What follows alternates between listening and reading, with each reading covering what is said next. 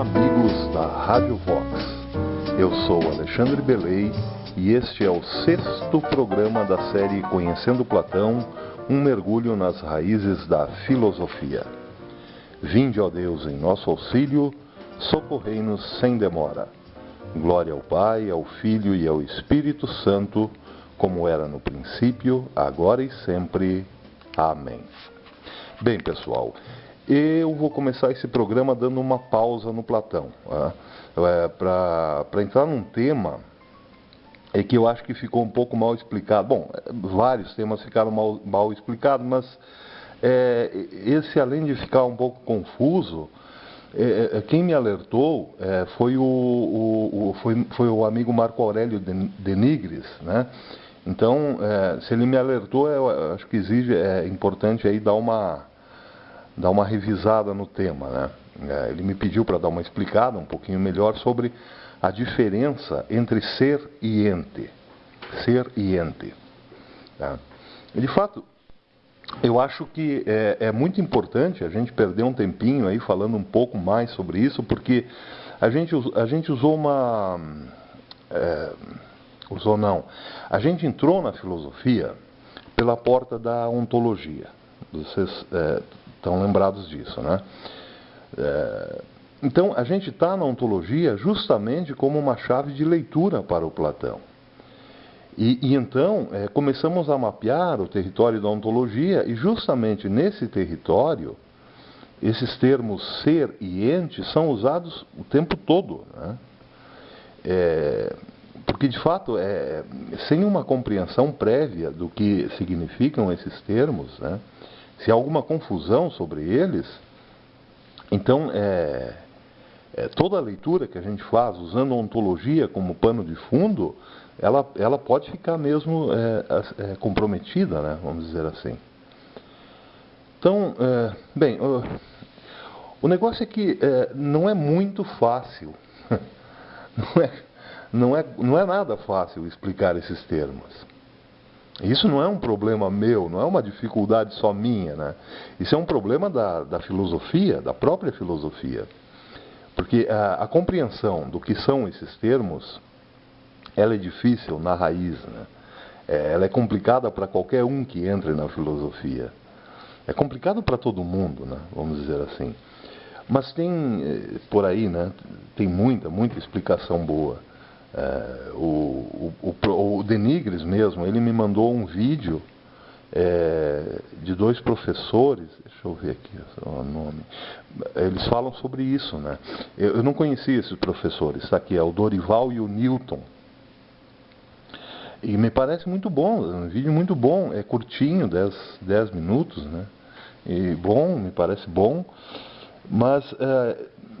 Bom, se o de Nigris, não quero abusar do amigo, mas se ele puder postar o vídeo aqui nos comentários do folder, eu agradeceria muito, se for possível, claro, né? Mas eu vou falar um pouco sobre isso, eu vou tentar não repetir o que esses professores disseram sobre a diferença entre ser e ente. Eu vou tentar complementar a explicação deles numa outra perspectiva, talvez, uma outra perspectiva, né? Uma outra abordagem, vamos dizer assim, né? Eu vou tentar dar uma explicação mais espanhola para a coisa, né? Tomando por base aí o Julián Marías, o Ortega y Gasset, né? Que trabalharam muito esses temas, né? Bom, em primeiro lugar, a gente pode fazer então um círculo. Eu sugeriria aí que nós fizéssemos um círculo numa folha, dessemos o nome de filosofia a esse círculo. Então, filosofia é tudo o que está dentro desse círculo, ok? Vamos fazer de conta que o círculo, ele mesmo, é toda a filosofia. Então, a gente pega esse círculo e divide ele no meio, né? Passa uma linha nele, né? E divide ele em 2 partes. E nomeia cada uma das partes do seguinte modo. Numa a gente coloca o nome de ontologia e na outra teoria do conhecimento, tá? Ou gnosiologia. muitos preferem esse termo, né? Gnosiologia, ao invés de teoria do conhecimento. Eu prefiro teoria do conhecimento para não confundir com aquele movimento gnóstico do começo da era cristã, né? A gnosis, né? Porque às vezes muita gente confunde isso, né? Mas, enfim, nós temos um círculo, que é toda a filosofia, e agora nós dividimos a filosofia em duas regiões, em duas partes, né? Em dois âmbitos, vamos dizer assim. A região da ontologia e a região do conhecimento propriamente. A região da ontologia, ela se dedica a praticamente só estudar o ser. Então, a gente pode dizer que a ontologia é nada mais, nada menos do que uma teoria do ser. E a outra região da filosofia, a região da teoria do conhecimento, né, como o nome já sugere, ela se dedica a estudar o conhecimento como um fenômeno humano, né, o conhecimento mesmo, né, vamos dizer assim. Então, tudo o que a gente faz em filosofia, tudo que se faz dentro da filosofia, dentro dessa região, dessa outra região que nós nomeamos teoria do saber, teoria do conhecimento, exatamente uma teoria do saber, né? É uma investigação sobre o saber. Então, vejam, nós dividimos a filosofia em duas regiões. A região que estuda o ser, a teoria do ser, e a região que estuda o saber, a teoria do saber. Então, normalmente, quando a gente vai estudar a filosofia antiga, né, Platão e Aristóteles, sobretudo, mas também a filosofia medieval, é como se nós entrássemos mais especificamente nessa região que a gente, na primeira aí dividida aí do círculo, né, que na região da ontologia, na teoria do ser, né? Mas quando a gente entra na modernidade, principalmente depois do Descartes, né, então é como se nós deixássemos o território da teoria do ser e entrássemos especificamente na teoria do saber, né? Então, como a gente está estudando um pouco do Platão, a filosofia antiga, né, de modo geral, a gente precisa entender que nós estamos falando mais sobre a teoria do ser do que sobre a teoria do saber, especificamente. Nós estamos mais na ontologia do que numa teoria do conhecimento. Percebe? Então, sobre a ontologia, a primeira coisa que a gente deve ter na mente é o seguinte: a ontologia se ocupa basicamente com o problema do ser, né? Só que essa palavra ser, ela é uma encrenca, já de cara. Porque quando, por exemplo, eu citei agora o nome do Denigre, né? Eu me referi a um ser particular. Quando eu falo, por exemplo, da minha mesa, do meu sapato, eu também estou falando de dois seres particulares. Porque eu estou partindo do fato de que a minha mesa é um ser e o meu sapato também é um ser, né? Então nós temos que admitir, em primeiro lugar, que existem vários seres particulares, percebem? Então, como nós estamos na ontologia, e a ontologia é a teoria do ser, nós podemos pensar que a ontologia é a ciência que estuda o meu sapato, a minha mesa, os meus amigos e assim por diante, mas não é isso exatamente. A ontologia não é a teoria dos seres particulares, mas do ser geral. Percebem? E é exatamente aqui que a coisa complica. Complica porque nós podemos falar dos seres particulares. Isso é fácil de entender, né? Mas também de algo como um ser geral. E aí, isso não é fácil de entender, um ser geral, né? Porque seria fácil, por exemplo, se a ontologia só se ocupasse de um ser particular. O meu sapato, por exemplo. A ontologia estuda o meu sapato. né? Então ela dirá tudo sobre o meu sapato. E tudo o que ela dirá sobre o meu sapato será fácil de entender. Mas o problema é que a ontologia não está nem aí para o meu sapato. O negócio da ontologia é estudar um ser na acepção muito, mas muito mais ampla que o meu sapato. Percebem? Então, vejam, o meu sapato é um objeto. Ele é um objeto material, real, ele que está aí no tempo, que está no espaço, né? Ele foi causado por alguma coisa, né? Então, quando eu digo que seria fácil entender, por exemplo, um estudo sobre o sapato, eu estou dizendo que é fácil, porque esse estudo, vamos imaginar uma teoria sobre o sapato, né? Essa teoria que eu fizer sobre o sapato, ela pode ser comprovada. Ela pode ser comprovada empiricamente, percebem? No próprio objeto. Eu digo, por exemplo, que o meu sapato é vermelho. Pô, isso é fácil de tirar à prova. Porque é só olhar o objeto que eu chamei sapato, né? Esse objeto que se dá a conhecer, que existe como objeto. Então, tudo o que eu falei dele, tudo que eu teorizei sobre ele, esse tudo ele pode ser comprovado na prática. Percebem? Se alguém disser que o meu sapato tem 1 metro de comprimento, pô, isso poderá ser comprovado na prática, empiricamente, né? Poderá ser comprovado se o que foi dito é verdadeiro. Bom, eu já garanto que ele tem quase 1 metro de comprimento, mas não tem 1 metro. Então, o que eu falo de um ser particular, eu estou geralmente me referindo a um ser que corresponde a um objeto. Percebem? Mas isso, exatamente isso, da forma como está sendo dado aqui, uma teoria que corresponde a um objeto perceptível,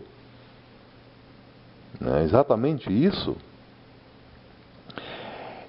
isso não tem tanto interesse para a ontologia. Não é isso exatamente o que interessa a ontologia. Porque para isso existem outras ciências, né? Há outras ciências que trabalham com isso, né? Com seres particulares. Todas as outras ciências trabalham com seres particulares, mas a ontologia não. A ontologia se interessa pelo ser geral. Então, o que a gente precisa perguntar é o seguinte: onde é que está o objeto do ser geral? E essa sim é uma pergunta interessante para a ontologia. Se eu perguntar onde está o objeto do ser do meu sapato, eu posso dizer que ele está no meu pé. Mas se eu pergunto onde é que está o objeto do ser geral, eu já não sei. Assim de cara, de imediato, eu não sei. Eu preciso pensar muito para responder essa pergunta. E pensar dói, né? Então vejam, quando a gente entra na filosofia pelo território da ontologia, a primeira coisa que a gente precisa entender é que a ontologia deixa uma pergunta difícil de cara, né, para nós, né? Talvez a pergunta mais difícil da filosofia, né, que é exatamente essa pergunta: o que é o ser? E essa pergunta, é difícil, ela é difícil. Por quê? Porque o objeto não está presente, aquele que responde. Perguntar o que é o ser não é a mesma coisa que perguntar o que é um sapato, por exemplo. Se eu pergunto o que é um sapato, a pessoa pode simplesmente apontar para uma direção, para um objeto, né, e dizer: é aquilo ali. Mas se eu pergunto o que é o ser, onde está o objeto para dizer que é aquilo? Não tem um objeto presente, percebem? Não tem um objeto presente. Porque, vejam, quem pergunta o que é uma coisa, já está perguntando por um objeto, já está exigindo, né? Na própria pergunta já existe uma exigência por um objeto. Percebem? Então, quando a gente exige a presença de um objeto, é porque a gente quer saber que coisa corresponde àquilo, ou aquilo da coisa, vamos dizer assim. Então, essa pergunta, o que é o ser, né, pergunta fundamental da ontologia, ela é praticamente impossível de responder. Porque quando a gente pergunta o que é uma coisa, a gente quer uma definição dessa coisa. Né, uma definição. Né? Mas não dá para definir o que não se apresenta como um objeto, percebem? Então não dá para responder a pergunta o que é o ser. E se não dá para responder a essa pergunta, então eu devo mudar a pergunta. Eu devo tentar um outro modo, uma outra forma de abordar esse problema do ser, essa questão do ser. Porque se não dá por um lado, a gente tem que tentar outro, alguma coisa que facilite um pouco para entrar na ontologia. Né? Para quem entra na ontologia, né? Quem entra na ontologia não pode perguntar o que é o ser. E isso é uma tentação, né? Porque a ontologia é a teoria do ser. Então, é evidente que se vai perguntar o que é o ser. Mas não se deve, por quê? Porque essa pergunta não tem resposta. Né? Mas agora complicou tudo. Uma pergunta que, a ciência é baseada nisso e não tem uma resposta? Não tem uma resposta. Mas a gente pode perguntar de um modo diferente, então. Por exemplo, se nós não podemos perguntar o que é o ser porque não tem uma resposta, então nós podemos perguntar quem é o ser. Porque essa pergunta, ela não precisa de uma definição como a primeira. Ou melhor, a essa pergunta existe uma possibilidade porque há uma definição.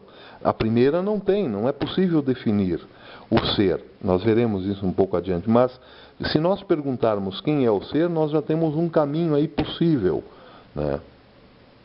Por quê? Porque a própria pergunta já nos dá uma condição que a primeira não nos dava.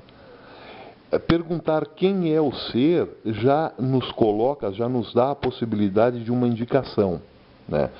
Só uma indicação, apenas uma indicação, mas uma indicação já serve como resposta. É a mesma coisa que eu fiz quando eu perguntei o que é um sapato. Quem é um sapato?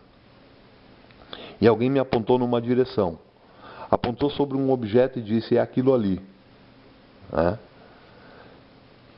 Então eu perguntei o que é o sapato e a pessoa não me respondeu o que é um sapato, mas ela não me deu nenhuma definição.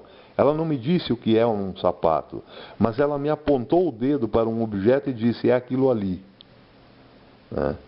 Ela não me deu uma definição, mas me deu uma indicação, uma direção, uma coisa para olhar, um lugar para olhar, entenderam?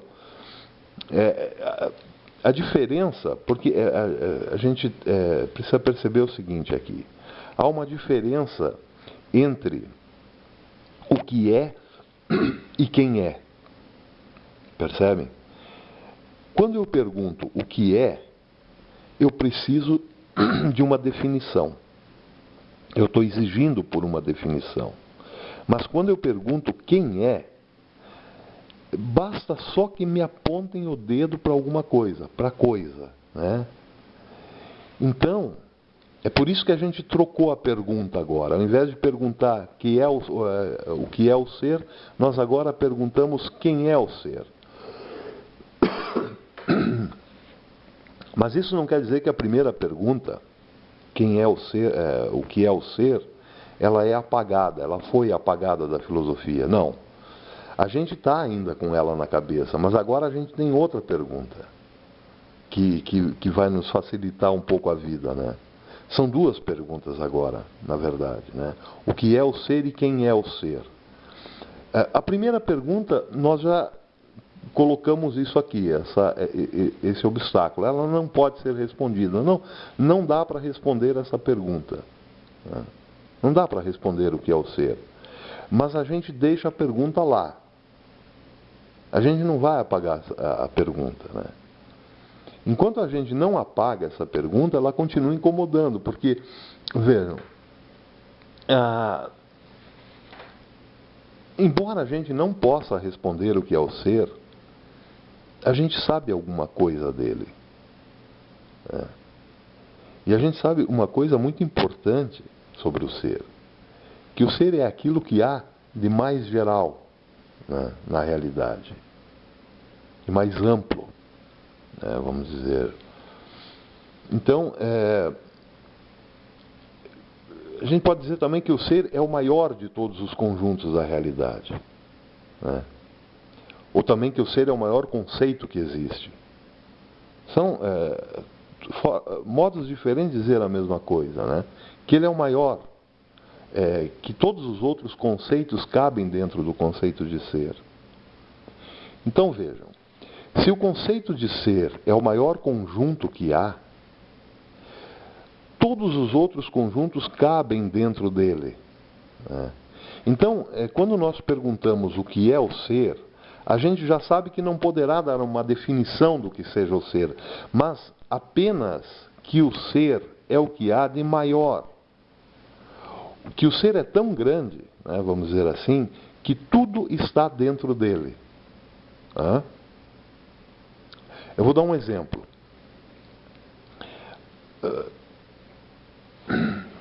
Vamos ver. Uma pausinha aqui, pessoal, para acender um cigarro.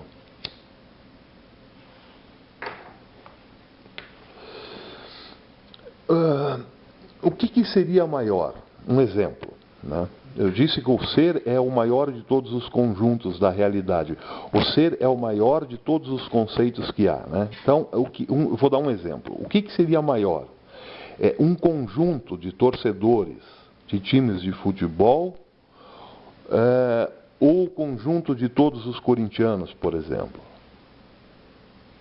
Bom, eu tenho certeza que os corintianos não vão gostar. Mas isso é uma realidade. O conjunto de todos os corintianos está dentro de um conjunto maior, que é o conjunto de todos os torcedores. Percebem? Por quê? Porque todo corintiano é um torcedor, mas nem todo torcedor é um corintiano. Isso é básico, não é? Isso é um fato. Por quê? Porque há os que torcem para o Internacional, há os que torcem para o Bahia. Tem gente até que torce para o Grêmio, né? Para vocês terem uma ideia. Então, o conjunto de todos os torcedores, claro que, evidente que é maior que o conjunto dos torcedores só do Corinthians. Então, vejam, o conjunto menor, ele está dentro do quê? Do conjunto maior. Isso é simples, é muito simples. Né? E a mesma coisa acontece com o ser. Se tudo tem ser, o conjunto do ser é maior que todos os outros conjuntos. Ele é o maior de todos os conjuntos, de todas as coisas. Porque todos os conceitos já estão dentro do conceito de ser, percebem? Então vejam, por que não dá para definir o ser? Agora que vem aqui uma questão interessante. Não dá para definir o ser, nós já colocamos isso de imediato. A pergunta o que é o ser não pode ser respondida. Por quê? Porque não dá para definir o ser. Mas por quê? Por que não dá para definir o ser? Essa é uma pergunta interessante. Ela é interessante, mas ela também é complicada. Né? Ela é um pouco, digamos assim, é um pouco difícil, vamos dizer assim. Mas ela não é impossível.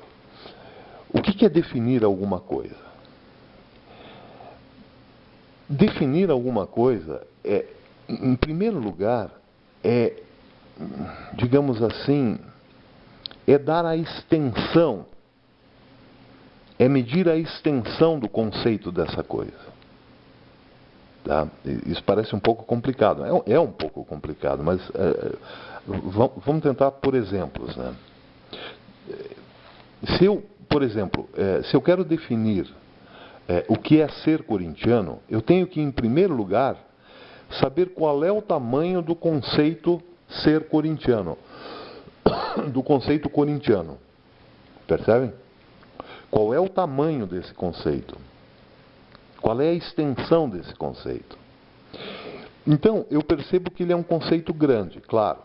Né? Os corintianos ficariam muito de mau humor comigo se eu dissesse que é um conceito pequenininho. Não, não é. Ser corintiano é um conceito grande.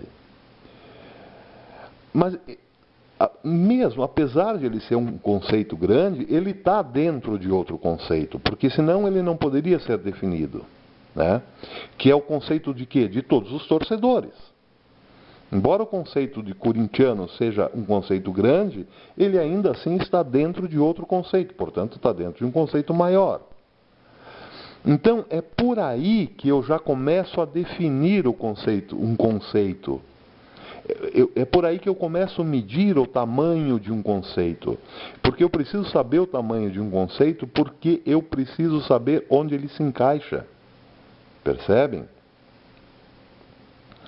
Então, eu digo, por exemplo, que ser corintiano é ser um torcedor. Eu já tenho dois conceitos, o conceito corintiano e o conceito torcedor. Ser corintiano é ser um torcedor, isso já é uma definição. Por quê? Porque ser corintiano está dentro de um conjunto maior chamado conjunto dos torcedores. Se eu conseguir colocar esse conceito corintiano dentro de outro, eu já tenho mais ou menos a medida do conceito. Né? Eu já tenho a medida do conceito. Se eu já posso abarcar esse conceito em outro, é porque eu já tenho alguma medida dele. Né? E eu não posso definir nada se eu não tenho a medida de um conceito. Né? Mas por que eu disse isso? Simplesmente porque ser corintiano é estar dentro do conceito dos torcedores. Isso é definir. Definir é ir percebendo aquele conceito dentro de outros. E descrevendo, né, essa percepção. Não só dentro de um conceito, mas dentro... Bem, quanto mais aquele conceito for inserido dentro de outros maiores, mais definições eu tenho. Percebem? Então, por exemplo, o conceito corintiano está dentro do conceito torcedores.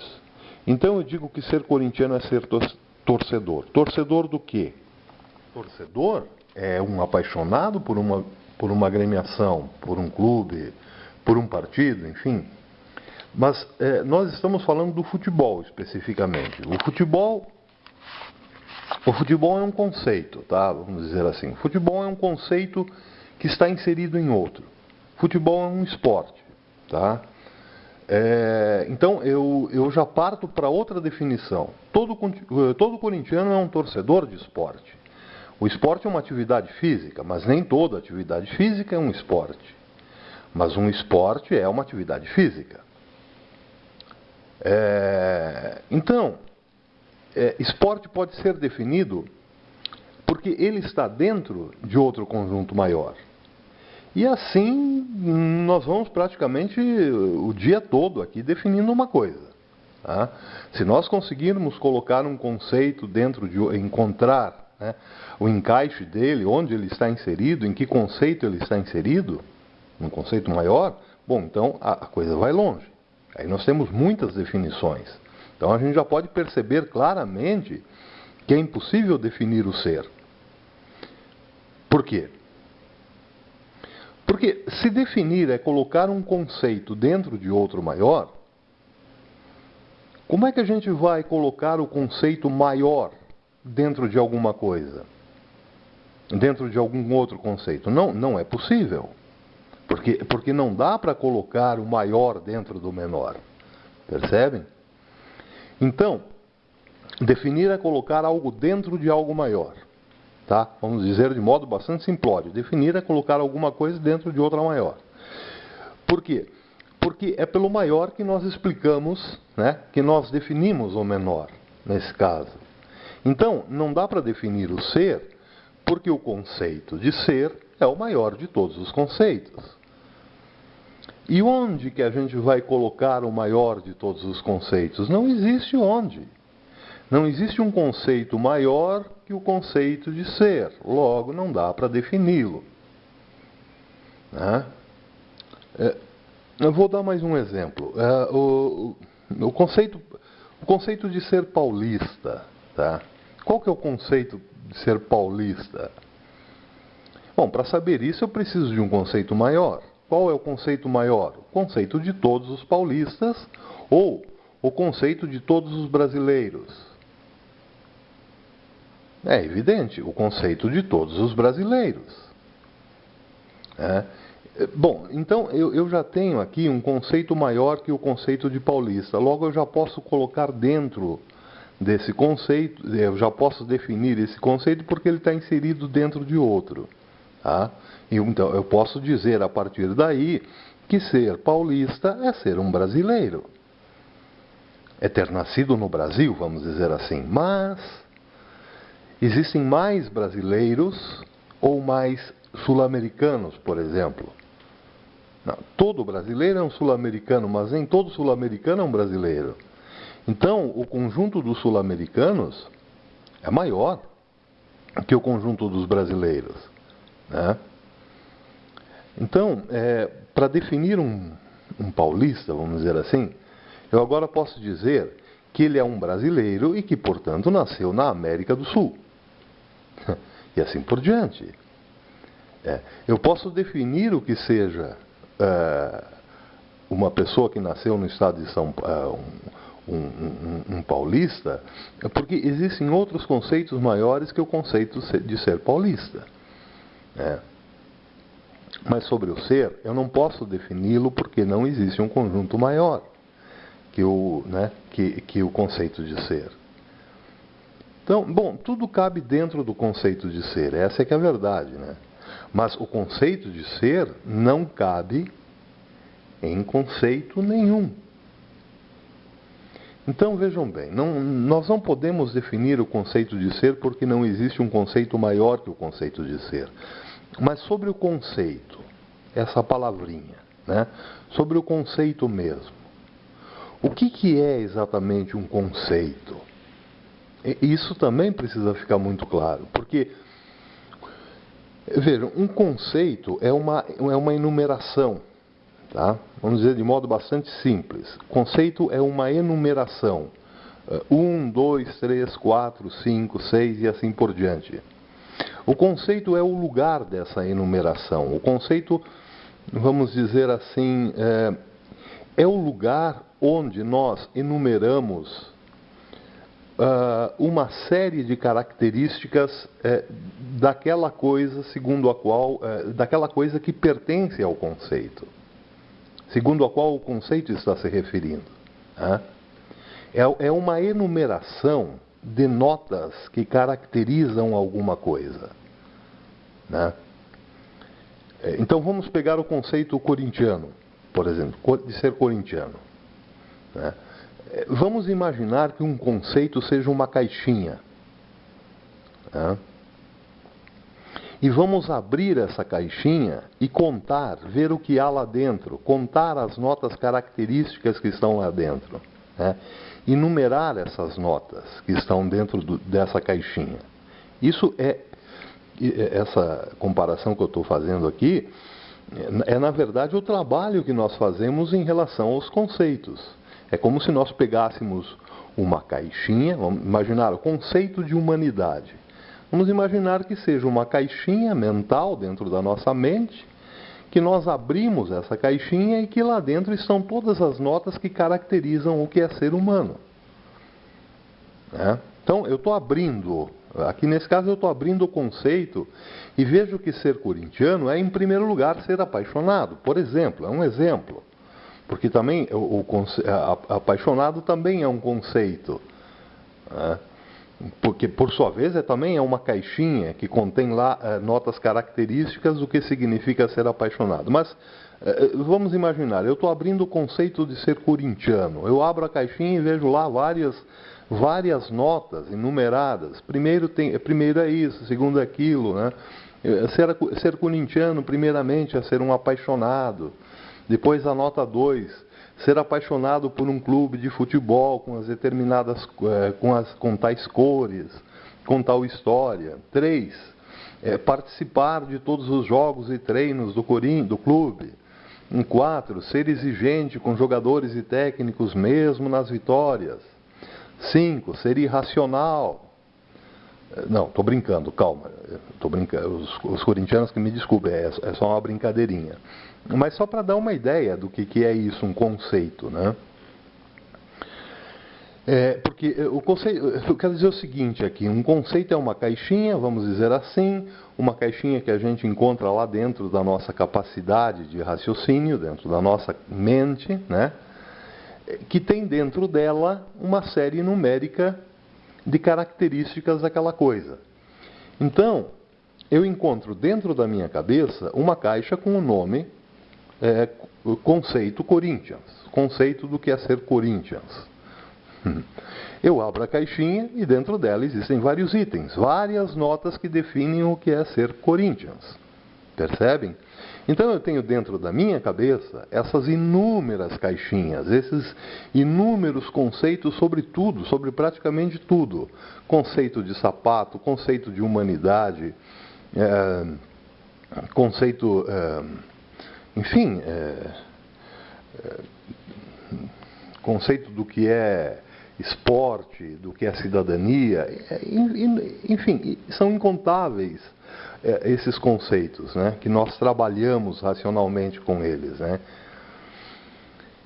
São caixinhas, vamos dizer assim, uma analogia bem simplória, são caixinhas dentro da cabeça, né, que ao serem abertas tem lá vários itens que dizem o que é aquele objeto a qual ela se refere, o que é o sapato, né, que eu tenho no pé, que é um objeto feito para calçar os pés, pode ser de couro, pode ser de pano, pode ser de madeira, tem solado, tem salto e assim por diante. Tudo isso eu encontro dentro dessa caixinha. Essas notas características estão lá dentro dessa caixinha chamada conceito de sapato.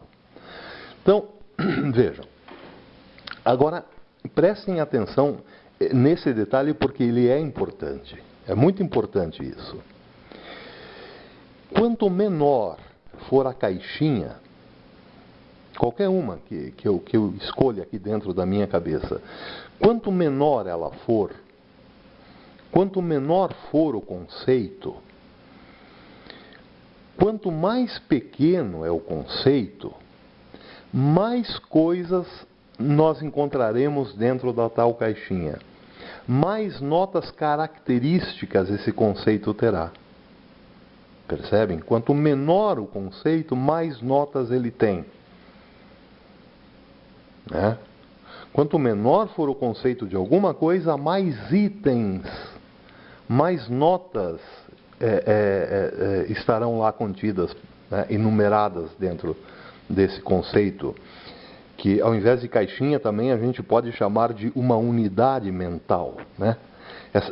Quanto menor for a unidade mental de alguma coisa, mais notas, mais características haverá dentro dessa unidade mental, dentro desse conceito, né? Por exemplo, há mais notas no conceito de corintiano do que no conceito de desportista. Percebem? Porque o conceito de corintiano é menor que o conceito de desportista. Há mais desportista do que corintiano, percebem? Desportista, eu queria dizer torcedor. O conceito de corintiano, do torcedor do Corinthians, ele é menor do que o conceito dos torcedores em geral. Porque há mais torcedores do que torcedores do Corinthians especificamente. Esse ser menor quer dizer o seguinte, quer dizer que dentro do conceito de Corinthians, em relação ao conceito de torcedores, o conceito de Corinthians tem mais notas, tem mais características, tem mais caracteres, vamos dizer assim, do que o conceito de esportista. Tá claro isso aí, não é? Então vejam, quanto menor o conceito, significa que ele está mais englobado, ele está, digamos assim, dentro de mais conceitos maiores. É como aqueles bonequinhos, né, que a gente vai abrindo e dentro de um boneco tem outro, aqueles bonequinhos russos, né? As bonecas, tu abre uma, tem outra dentro que é menor. Aí tu abre a outra, tem outra, e tem outra, e tem outra, né? Até chegar na menorzinha. Essa menorzinha, ela está envolvida por muitos outros bonecos. A última não. A última é a que envolve todos, mas ela mesma não está envolvida por nenhum. Então quer dizer o seguinte, que a maior, só que um exemplo complicado, por quê? Porque no caso dos bonequinhos, a maior contém mais coisas dentro e a menor é a que não contém nada. Só que nesse exemplo aqui que eu estou falando sobre conceitos é o contrário. O menor conceito é o que contém mais coisas dentro. Percebem? E o maior conceito é o que contém menos características, menos notas explicativas, menos caracteres. Isso sim, realmente é muito complicado. Percebe? Talvez a gente precise de abordar por mais tempo essa questão. Mas por enquanto vamos seguindo adiante para a gente chegar lá num ponto em que talvez fique um pouco mais claro, né? Então, vejam, o conceito de paulistano tem as seguintes notas.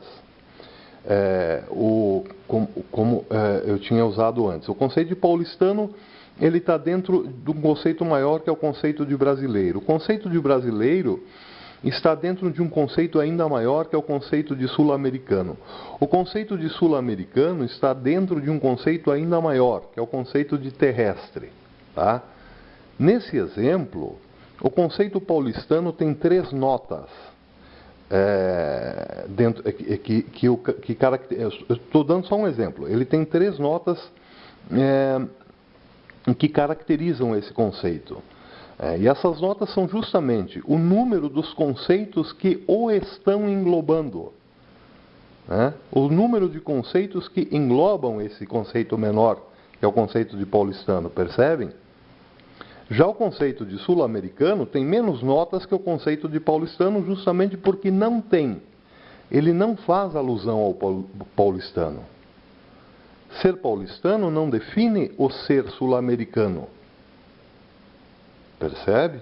Eu não posso dizer que todo sul-americano é um paulistano. Então isso não entra dentro da caixinha. Essa nota não entra dentro da caixinha, percebem? Então, nesse exemplo bem simplório, eu vejo então que ao abrir a caixinha paulistano, tem lá 3 notas que o definem. E ao abrir a caixinha do conceito sul-americano, tem só 2 notas que o definem. Porque o conceito maior tem menos notas que o conceito menor, menos caracteres que o conceito menor. Agora vejam que curioso que é isso, porque se o conceito de ser é o maior conceito de todos, então, se nós pudéssemos abrir essa caixona, a caixa desse conceito, nós não veríamos nada dentro dele, embora ele seja o maior. E nós não veríamos, nenhuma nota característica dentro desse conceito, nenhuma nota que o definisse. Percebem? Então, assim nós temos que admitir que o conceito de ser não pode ser definido, porque dentro dele não existe nenhuma nota definidora. E se não há nada dentro do conceito do ser, isso quer dizer que o Hegel dizia isso, né? Que do ser nós não podemos predicar nada. Mas se nós não podemos predicar nada sobre o ser, isso também quer dizer que nós podemos predicar tudo sobre o ser, porque nada e tudo se excluem mutuamente agora, né? Nós vimos isso também, ainda que rapidamente, no programa passado. Mas então, a primeira pergunta, o que é o ser, ela não pode ser respondida, ela não pode ser definida. Por quê? Porque não existem notas características que a definam, né? E também não é possível defini-la a partir do enquadramento dentro de um outro conceito, porque não há conceito maior do que o ser. Eu não posso mensurar o conceito de ser, eu não posso dar um tamanho para ele, percebe? Então nós vamos deixar de lado essa pergunta. É por isso que nós estamos deixando essa pergunta, o que é o ser, nós estamos deixando de lado. E assumindo agora essa outra pergunta, quem é o ser? E essa outra pergunta, ela é um tanto assim, como direi, ela é inusitada, porque vamos dizer que é como uma pergunta, é como se alguém nos perguntasse quem é minha mãe, né? Por exemplo.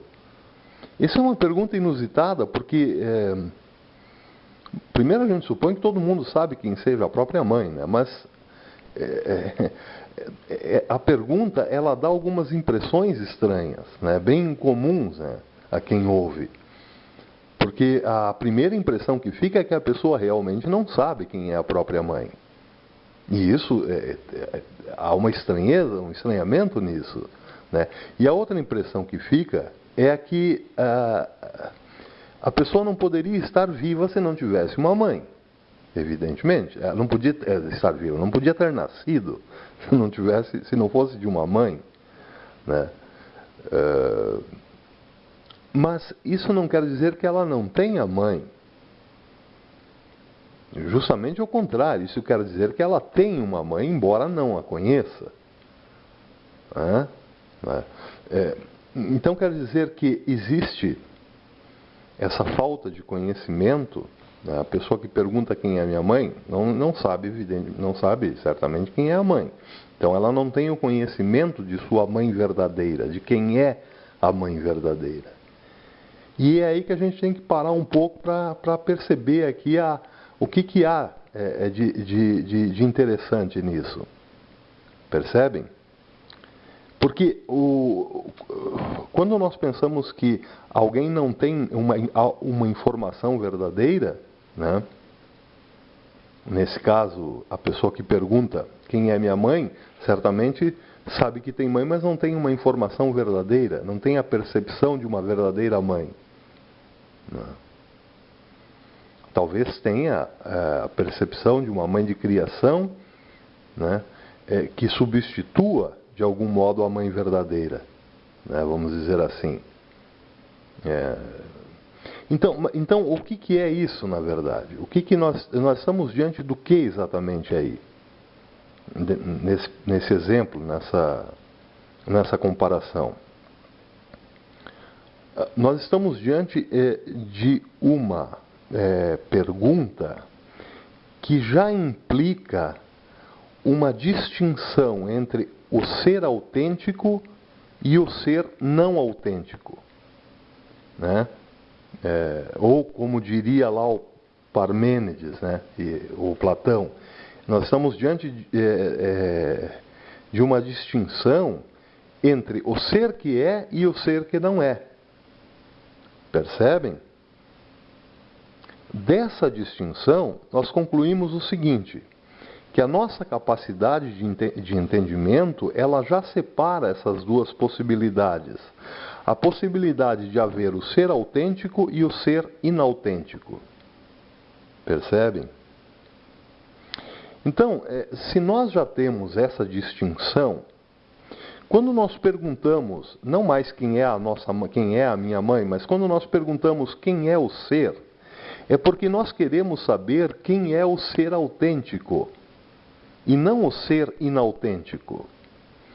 Se a criança ou alguém pergunta quem é minha mãe, ele quer saber quem é a sua mãe verdadeira. Ele já pressupõe ao perguntar que ele tem uma distinção entre o que é autêntico e o que não é autêntico. Quem pergunta quem é o ser, quer exatamente ter uma resposta sobre o quê? Sobre o ser autêntico. Então, isso nós temos a priori, né? Independente da experiência, até mesmo da experiência do perguntar. É quase que embarcada automaticamente na pergunta essa distinção. Há um ser verdadeiro e um ser autêntico. Então, o que seria o ser autêntico? Se a gente pensar nesse negócio, nesse exemplo sobre os conceitos, né, e como definir alguma coisa, nós veremos que o ser autêntico não poderia caber em outro. Nós vimos isso. O ser é o maior de todos os conjuntos, o ser é o maior de todos os conceitos, então ele não pode caber em outro. Não. Nós estamos falando do ser autêntico. Mas a gente pode agora dizer a mesma coisa de modo diferente. O ser autêntico seria aquele que não pode ser ele mesmo, não pode ser em outro, ou seja, ele não pode ser decomposto, né? Ele não pode ser dissolvido em outro. Percebem? O que eu quero dizer com isso? Eu quero dizer com isso que o ser autêntico, ele não poderia ser composto de outra coisa que não ele mesmo. Vamos imaginar a criança que pergunta quem é a minha mãe. Ela está perguntando por sua mãe verdadeira. A autêntica, nesse caso, seria a sua mãe de sangue. A mãe que deu a vida, que o gerou, que o trouxe, que o trouxe à vida, ao mundo. Isso não pode ser substituído por outro. Essa mãe não poderia ser dissolvida em outra, decomposta, né? E a partir da decomposição extrair outras mães dentro dela. É só uma e acabou. Então, em relação ao ser autêntico, quem pergunta pelo ser autêntico está perguntando por algo que não pode ser decomposto em outra coisa, em partes. Perdão. E por quê? Porque o ser autêntico, ele não é composto de outra coisa que não ele mesmo. Ou seja, o ser seria simples, portanto, né? E ele não poderia ser dividido por ser simples. É isso que está sendo colocado. Isso também já nos dá uma ideia do que seria o ser inautêntico. Pois seria exatamente o contrário do ser autêntico. O ser inautêntico seria composto por outros seres. Por exemplo, vamos pegar aí o exemplo do dióxido de carbono, né? O CO2, né? Que é essencial à vida, né? Então, por ser essencial à vida, a gente pode pensar, imaginar imediatamente que nós estamos falando, em termos de ontologia, que nós estamos falando do ser autêntico, né? Mas ele não poderia ser o ser autêntico porque ele é um ser composto. Ele é composto do quê? Pela fórmula química. Ele é composto de 2 átomos de oxigênio e 1 átomo de carbono. Então ele é um ser composto. Ele é composto do quê? Ele é composto do ser do oxigênio e do ser do carbono. Há um ser que é composto de 2 seres, quando nós nos referimos aí a esse exemplo, né, do CO2.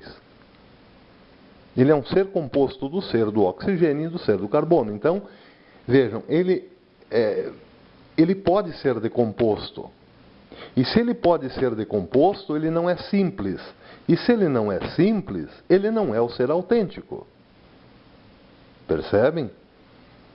E tudo que há, todos os objetos, todas as pessoas, os animais, tudo isso é composto. Né? Tudo isso, tudo que há é um ser composto de outros seres, percebem? Então nada disso que há, coisas, animais, plantas, assim por diante, nada disso pode ser considerado o ser autêntico, o ser verdadeiro. né? Então, vejam, por causa da ontologia, né? É por isso, por esse estudo do ser, que é a ontologia, né? Que se usa na filosofia esses dois termos, quando os filósofos se referem ao ser. O ser em si, que é o ser autêntico, e o ser em outro, que é o ser enquanto uma composição de outros seres. Então, vejam, por exemplo, um corpo animal. Nós apontamos para um animal e dizemos aquele ser. Mas nós não estamos nos referindo, quando dizemos aquele ser, nós não estamos nos referindo ao ser autêntico. Por quê? Porque um corpo animal, por exemplo, ele é um ser em outro. Por quê? Porque ele é uma composição de várias coisas, de vários seres, né? O ser músculo, o ser osso, o ser pele, o ser pelo, o ser nervos, enfim, é uma composição. É um ser em outro e não em si. Percebem? Então vejam, tudo o que nós, humanos, podemos perceber e apontar é o ser em outro e não o ser em si mesmo. Né? O ser em outro é sempre, nesse caso, o ente. O ente no ser. Então vejam, o ser em outro é sempre o ente no ser. Né? Isso é um pouco complicado, sim. Né? O ente é tudo aquilo que se apresenta a nós como um pretendente a ser. Porque ele é composto por outros seres que não são ele. Né? Vejam, por exemplo, o meu caso. Eu me apresento como um ser. Eu pretendo ser. Porque, de fato, eu sou alguma coisa. Mas eu sou, e só sou alguma coisa, composta em outros seres que não sou eu. Né? Eu, por exemplo, não sou um osso. Eu não sou um osso, mas eu sou composto de ossos. Eu não sou sangue, mas eu sou composto de sangue. Eu não sou músculos e nervos, mas eu sou composto de músculos e nervos, percebem? Então, por isso, eu sou um ente e ser ente. Ter entidade já quer dizer que o meu ser corresponde a um objeto. E esse objeto é uma coleção de outros seres que não sou eu. Percebem? Mas eu sou redutível a esses objetos. Eu não sou o ser em si. Eu não sou o ser em si, o ser autêntico. Porque o ser autêntico não é redutível a objetos. E nem é composto por seres que não são ele. Percebem? O ser autêntico, o ser em si, não é composto. Porque para ser composto ele precisaria, tal como o nosso corpo, ser composto de várias coisas que não é propriamente o corpo. Ele teria que ser composto de alguma coisa que não é ele. Então vejam, a palavra ser, tomada nesse sentido geral, que é o sentido do ser autêntico, ela quer dizer apenas o seguinte: ser é existir, é estar aí. Né? Estar aí, existir. Claro que esse estar aí já é mais conceitual, pertence mais à esfera aí da filosofia do Heidegger, que dá toda uma interpretação a esse estar aí. Mas, de um modo muito simples, estar aí, ser é existir, existir é estar aí. Né? Então, essa palavra ser, no sentido de ser em si, quer dizer existir. E só por isso, quando nós colocamos ao lado da palavra ser essa, digamos, esse complemento, porque não é uma definição, mas é um complemento, existir, né? Quando nós fazemos isso, nós estamos nos referindo a este ser verdadeiro, ao ser que existe. Por quê? Porque o ser verdadeiro é existir. Mas isso não, esse ser que existe, ele não consiste nisso ou naquilo, né? Porque consistir já se refere a ser em outro, já se refere ao ser inautêntico. E esse ser inautêntico, que nome que nós damos a ele? Nós damos o nome de ente. Então eu, por exemplo, se eu não sou o ser autêntico, é porque eu, enquanto sou alguma coisa, sou composto de seres que não sou eu.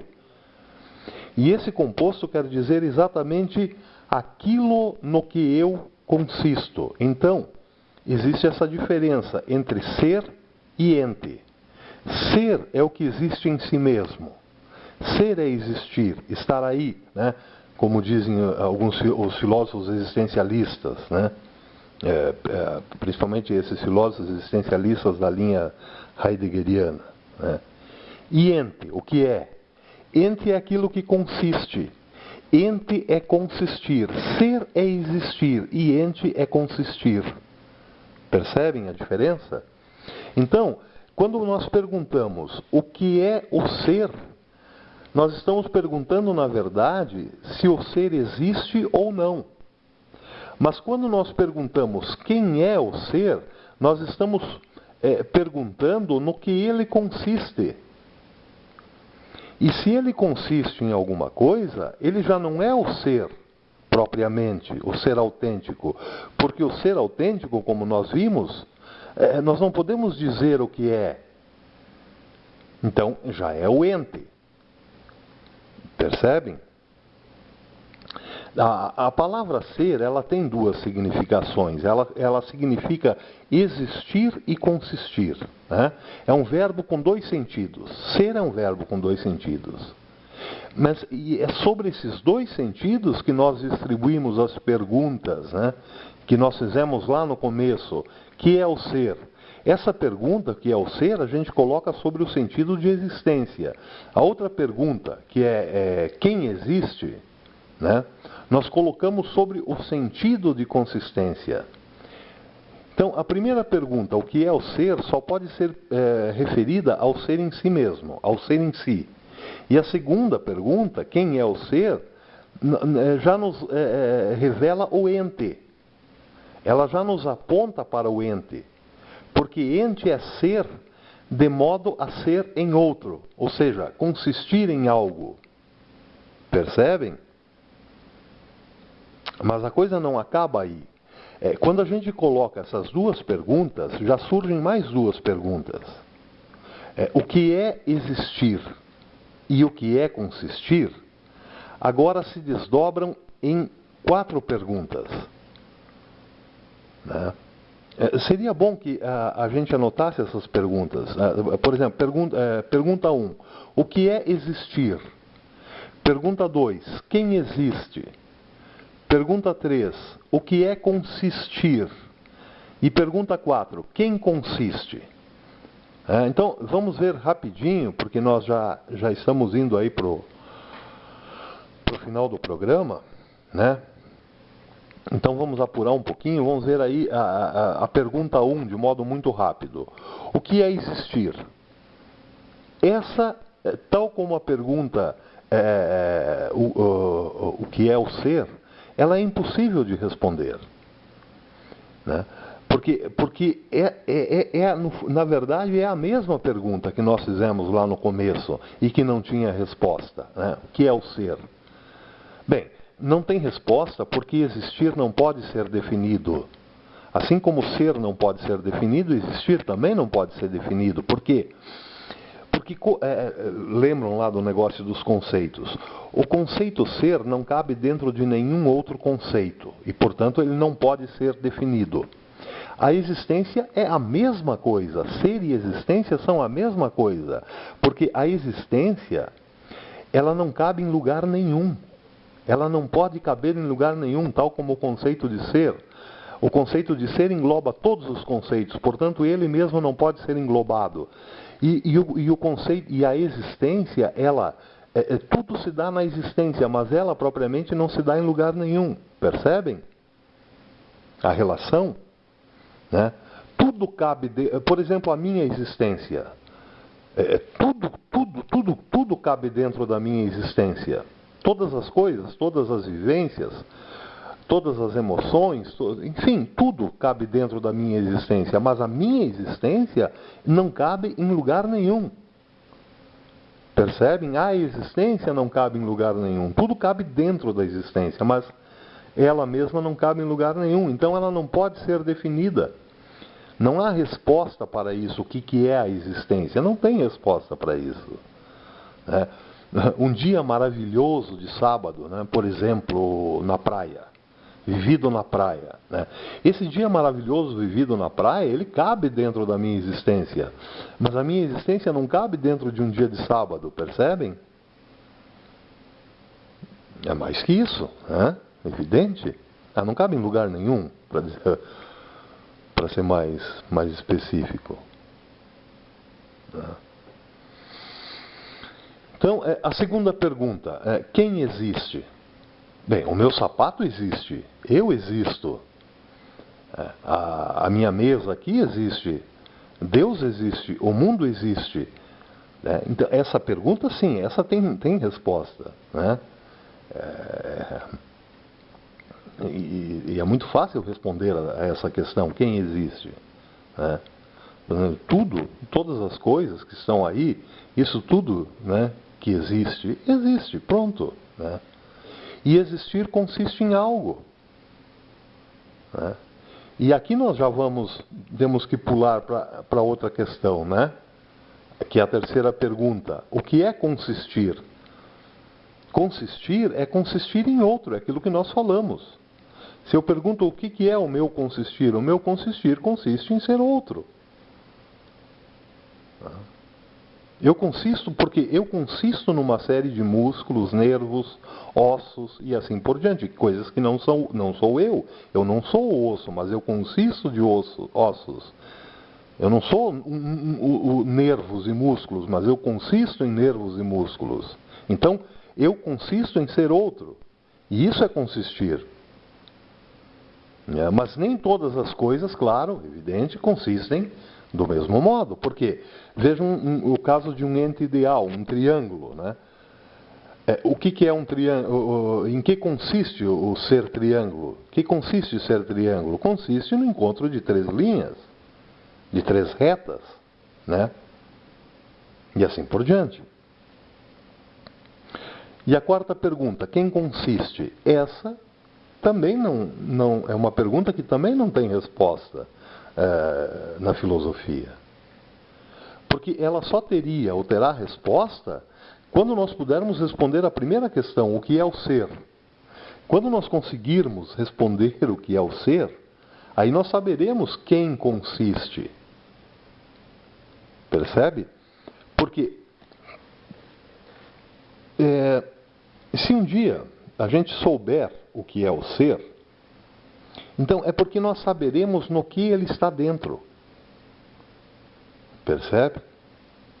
Aonde que ele está contido. Por enquanto nós sabemos que o ser não pode estar contido em nada, porque nada é maior do que o ser. Mas vamos imaginar que um dia aí a gente acabe descobrindo que o ser está contido em outra coisa, maior do que ele.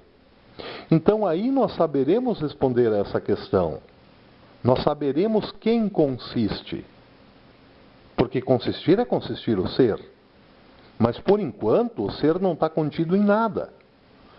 Então nós não podemos responder quem consiste, porque não há nada maior que o ser. Né?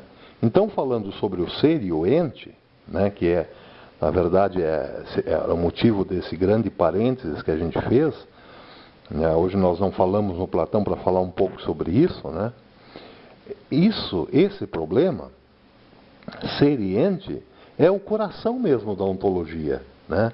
Porque aqui nós estamos no problema mais profundo, não da ontologia, vamos falar desse círculo maior, nós estamos no problema mais profundo da filosofia. Essa separação entre existir e consistir. Né? Então, sempre que nós falarmos do ser, nós estamos falando daquilo que existe. O ser é o existir, é aquilo que existe. E sempre que nós falarmos do ente, nós estamos falando no consistir, aquilo que consiste. Percebem? Aquilo que consiste em ser algo.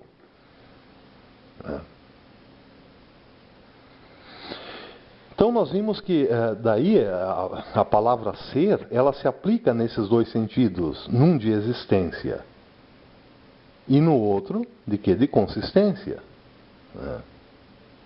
Porque a gente não pode confundir existência com consistência. Seria o mesmo que confundir ente e ser. Percebem? O ente é um objeto e, portanto, ele consiste. Todo objeto consiste em ser ele e aquilo que não é ele. Isso é consistir. Ele é um ser em outro, na verdade. Seria mais correto dizer assim. Ente é um ser em outro. Né? Mas o ser propriamente, o ser que é o que existe, e existe em si mesmo, ele não consiste em nada. Ele não está dentro de nada. Percebem? Ele não está contido em nada, portanto ele não consiste em nada.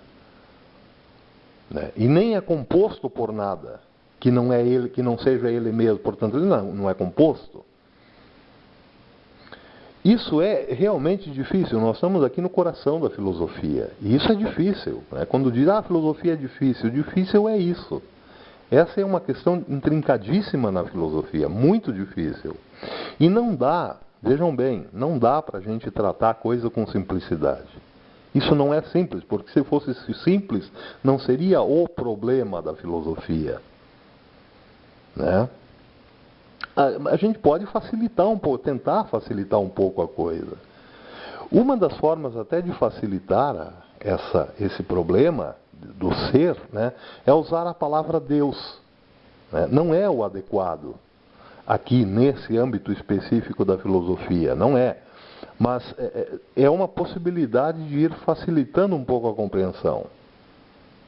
Por isso, talvez, que os cristãos eles têm sempre muito mais facilidade para compreender essas questões intrincadas, né? Para entrar na metafísica, por exemplo.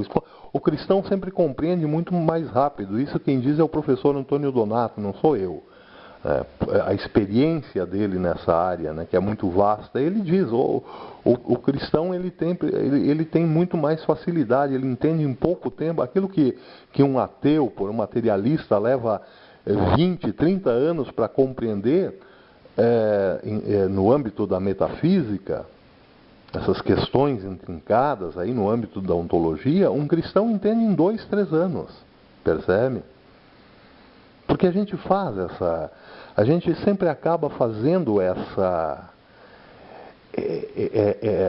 transferência, né? Nós transferimos ao termo ser, nós colocamos o termo Deus porque nós já temos uma compreensão metafísica desse termo, né? Prévia, né? Aquele que é, né? Quando Deus se revela a Moisés no Monte Sinai, Moisés pergunta, mas a quem devo dizer que me mandou, que nome tem esse que me mandou dizer essas coisas? E Deus responde, eu sou aquele que é.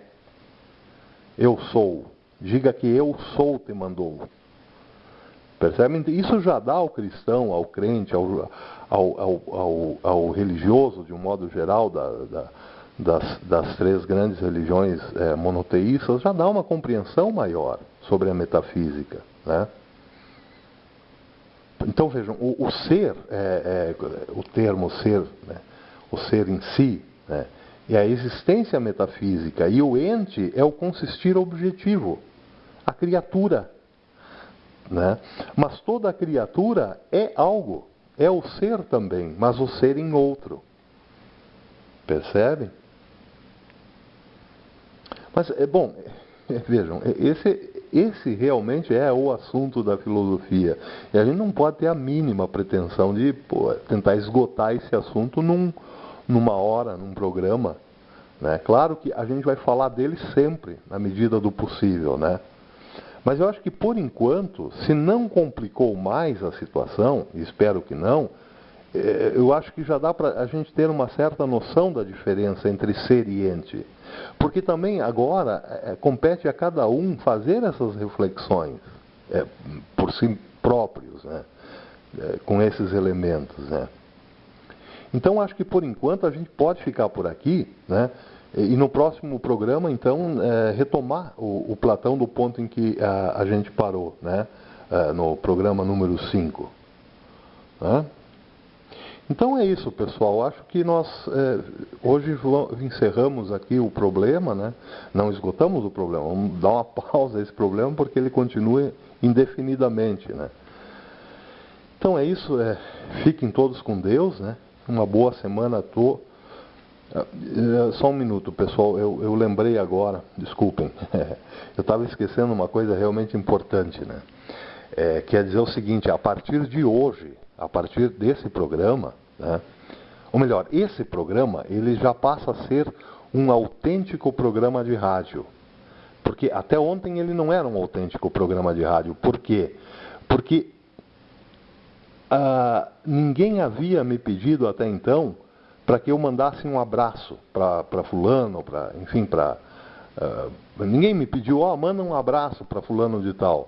Né, porque um programa de rádio autêntico, para ser um programa de rádio autêntico, é preciso mandar um abraço. Alguém precisa pedir, manda um abraço para tal. Né?